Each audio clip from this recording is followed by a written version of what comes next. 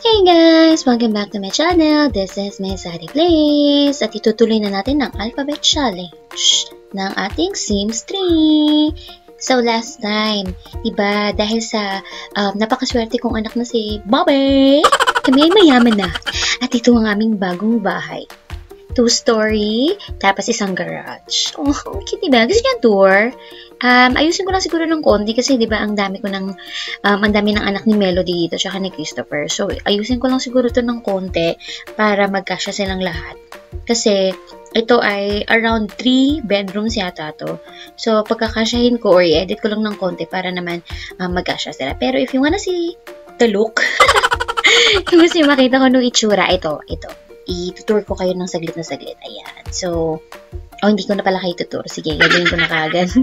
Kasi alam niyo naman, mahirap mag-edit sa sim at ang dami mong gustong gawin at it will take really some time. So, ito, mag-start ako sa garage. So, syempre, hindi naman pwedeng isa lang yung sasakyan namin.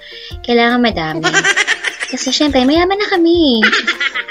Dahil yumaman kami, nagbago na rin yung lifestyle namin. Tsaka expense lifestyle namin. Expense lifestyle. May ganun mga salita. Ayan. Anyway, so ayan. So, yung garage, kasing laki na ng buong bahay halo.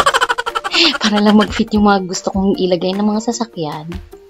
And then, ito wala na akong babaguhin dito kasi okay naman siya. Diba? Ang ganda-ganda nung sala. Pagpasok pa lang, sobrang ganda na.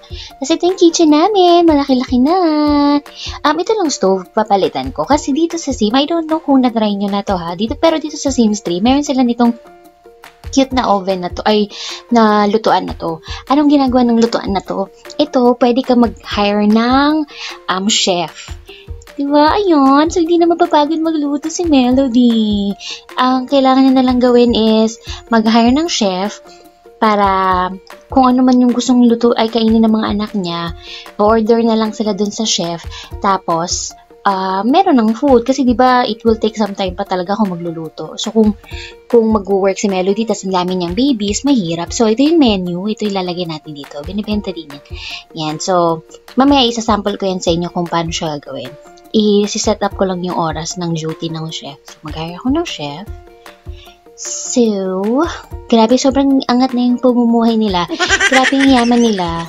Ayan, from 11 to 9 PM. Baka meron pang gusto ng para dinner, sakop yung dinner. Yung breakfast, kung late naman magising yung mga bata, dinner na, brunch na kagad yung makakain nila. So, okay na yan. So, yun yung chef namin. Ito yung isa sa room. Ito yung isa rin sa room. Napili ko siya para naman kila Melody at Christopher. So, yan yung magiging house nila. Ito naman yung kay Bobby. At ito na nga, kulang na nga. Dahil nga, medyo madami-dami na silang anak. So, inedit ko lang ng konti. Nagdagdag lang ako ng mga kama na pwede nilang, sa isang kwarto, may mga 2 kama, ganyan. Tapos, sila Christopher, tsaka si Melody, dito yung napili kong place nila. Dito sa, di ba, ang social, mayroon pang fireplace. So, yan na. Lalagyan ko lang dito ng CR dito, yan. Yan. Siyempre, lagyan ko naman ng harang yan. Para may sariling CR din sila. Kasi dito sa Melody, meron. So, kung sino man titira dito, ay kakwarto dito, yan, may sarili silang comfort room. So, ayan. Medyo madami akong inedit actually dito, pero hindi ko na lahat ipapakita. Basta lang, trust me bro.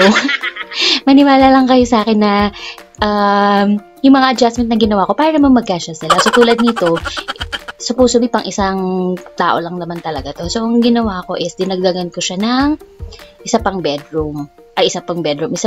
para naman magamit ng iba pang mga scenes. So, usually, parang inassign ko yata to sa 2 boys ko, si Bobby yata, tsaka si ano dito. Sino nga ba yung pangatlong anak ko? Kasi yun, tapos yung iba yung sa twins, ayan. So, dinesignan ko naman ng konti, hindi lang basta-basta in-adjust. At medyo matagal lang inabot ko para magdagdag. Actually, nagdagdag lang ako at nag-edit ng konti. Yung iba, hindi ko na binago. So, kung nakikita nyo, may napakalaki ditong kwarto. Itong sa kabila. Yan, itong kabila. Naisip ko na i-edit siya. At ang gagawin ko sa kanya, gagawin ko siyang child's room. So, ano yung gagawin sa child's room? Lagyan ko ng mga crib. Kasi, di ba, ang dami ko ng kiddos. Meron akong meron akong dalawang toddler, dalawang toddler, yes. Tapos may tatlo akong baby na bagong panganak lang ni Melody. So talagang kailangan kong mailagay sila sa isang place para kung anong need nila. Madali silang mapupuntahan kung kailangan nila ng pagkain, kailangan nilang umikot-ikot, o nandun na sila kagad. Tapos nilagay ko dito yung kama. Kung makikita nyo, may kama dito, isang nilagay. Dito ko patutulugin yung magiging butler natin. Diba? Para malapit talaga sa mga kiddos.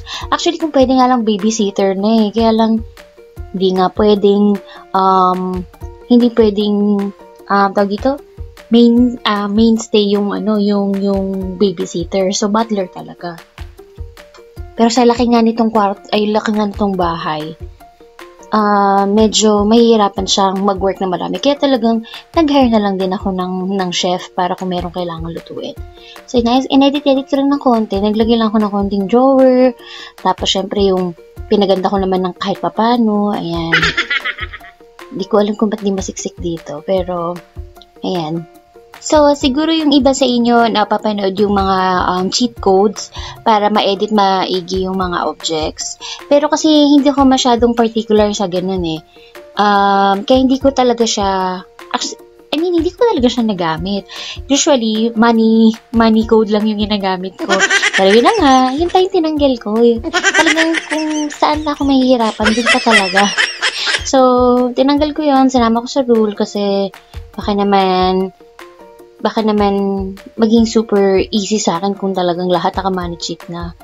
So, at pasalamat talaga ako kay Bobby na nakuha niya ang magic lamp na hindi ko talaga alam kung saan nanggaling. Nangyari ba yun sa inyo? Nabibili ba yung magic lamp na yun? Kasi tuloy yung play game ko, bibili na lang ako ng magic lamp. Ang hirap ng walang pera sa Sims. Dito na nga lang ako magkakaroon ng maraming pera sa Sims tapos hindi pa pwede. Diba? Ito na nga lang, nabibili ko lahat ng gusto ko. Kaya lang hindi ko pa pwedeng gawin kasi nga, sinabi ko, not money cheat. Bakit ba ginawa yun? Anyways, ito, hinari ko na ulit si Butler! At inassign ko na muna yung kanyang bed para hindi siya mahirapan. Ayun na. Hopefully, makita natin ulit siya. Siyempre, no hard feelings. Ay, inassign ko lang muna pala ng ownership yung ibang bed dito para naman hindi magkalituhan kung sino may-ari ng bed. Ayan. So, yun na nga. Saan na kaya yung butler ko? Na-hire ko na ba? Ay, ito na. Ayun, maid. So, maid, merong magalinis kasi syempre di na ito sa laki nito, kailangan talaga merong maglilinis. Hi! Ay! Parang iba na yung butler namin sa Karya. Hindi na si Grabe, na-trauma yata sa amin si Darian. Talagang tuluyan na kaming iniwan. Hindi na kami binalakan. Darian, may pambayad na kami. Pero di ba, yan naman si Sakarya. Hopefully, masipag din siya. And probably mag-add din ako ng babysitter. Kasi medyo madami nga sila. Ayan. So, sana kayanin yung aking budget sa dami ng aking mga hinire. Anyways, may isang wish pa naman ako, diba? So, ito na nga. Ito yung sinasabi ko sa inyo na magandang stove. So, ito yung pwede mong orderin. Pipindutin mo lang yung menu. Tapos, ito yung pwede mong orderin. Kahit ano dyan, pwede mo orderin. So, sinet ko lang muna para kahit anong gusto ng family yan. Ma-order nila. So, lulutuin nila yan. O, diba? Hindi na kailangan magluto ni Melody. O, diba? Total, hindi naman yun ang goal. Sino to? Sa mga kapitbahay ko, alam nang may karelasyon na may asawa na nga si Melody sa Christopher, nahihaya po mag-date. Ayan, so for example, ayan, order ako ng something yan. Oh, carbonara. So yan, lulutuin ni chef. Tapos kukunin ng kung sino man or kung ano man yung gusto ng family. Tapos yun na, tapos na.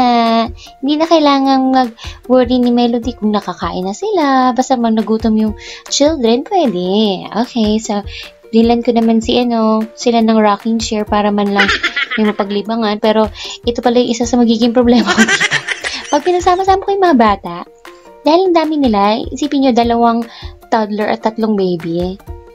Dahil ang dami nila, ang napansin ko lang is halos maloko-loko na yung mga tao. Kasi pag umiyak yung isang baby, nagigising lahat, maingay na lahat. So, yun pala yung hindi okay. Ayan o, diba? Hindi na maintindihan. Kasi nga sobrang ingay.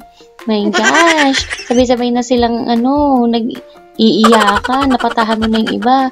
Buti na lang meron akong make all happy na cheat code. Nakakaloka talaga yun. Buti na lang talaga. Diba? Hindi naman sinama. Kasi ang rule lang naman is magkaroon ng 26 children in one generation. Okay, so ito na nga. May naisip ako actually. Dito kasi dito sa lamp, di ba merong mga choices. At isa sa nakalagay dun is make more wishes. So, sunubukan ko siya. Kung ano yung sabihin nun, akala ko madadagdag. Yun pala, yung isa na natitira, yun din yung i-wish ay gagamitin mo pang wish, yun din yung ibabalik sa'yo na pang wish. So, hindi pala pwede. Akala ko naman pwedeng paulit-ulit. Akala ko unlimited. So, natalino pala yung genie. Talagang kung ano lang wish mo, yun lang. Anyway, so yun na nga. So, isi-save ko na lang muna siguro yung last wish. Pag nagkagipitan na at medyo kailangan kong taasan yung bayad ko sa mga sa mga kasambahay ko dito sa bahay para hindi sila umalis sa dami ng mga anak ko. At ito, buntis na naman si Melody. So, ewan ko. Nakakaloka yan. Naluloka na si Zakaria. Kakapasok niya palang nandun na yung napasok na eksena. So, pero promise, kompleto yung mga benefits mo, ha? Huwag ka masyadong mag-alala. Ayan na, nagsusukan na siya. Ito, dahil sa pagod na yan sa hilo at sa dami ng kanyang mga anak. Yan yun. Anyways, thank you so much for watching. Abangan niyo po yung susunod na episode and sana manood ulit kayo. And if you wanna share, comment, or subscribe, I will really appreciate that as a beginner dito sa YouTube world. So thank you so much and keep safe. Bye-bye!